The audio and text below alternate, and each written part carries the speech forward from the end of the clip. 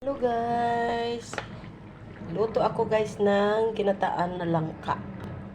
Ayan siya guys, so ang lambot ng aking ginataan na langka. Ayan guys, lagyan ko pa to siya ng maanghang.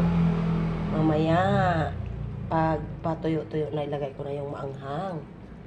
Ayan guys, yummy yummy kasi magata talaga ang aking langka. Tapos may partner yan. Bumili kasi ako guys ng na-slice na yellow pin. 4. Ito, ipiprito ko tong dalawang malalaki na to, ipiprito ko. Yung dalawa, mamayang gabi, isasabaw namin, ulam namin mamayang gabi. Lagyan ng talbos ng kamote. Ito ngayon, ipiprito ko, partner dyan sa aking langka. Yahoo!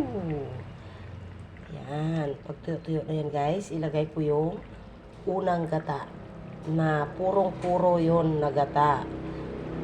Yan, tapos lagyan ko na siya ng maanghang. Masarap kasi ito pag may maanghang. Yan, diba guys? Ang sarap ng ulam natin ngayon.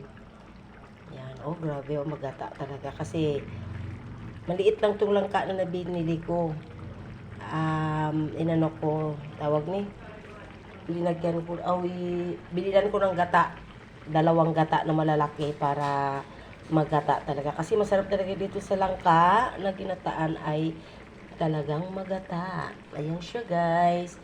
Tapos partneran natin siya ng ipiprito ko ito. Yummy yummy. Thank you guys. Thank you for watching.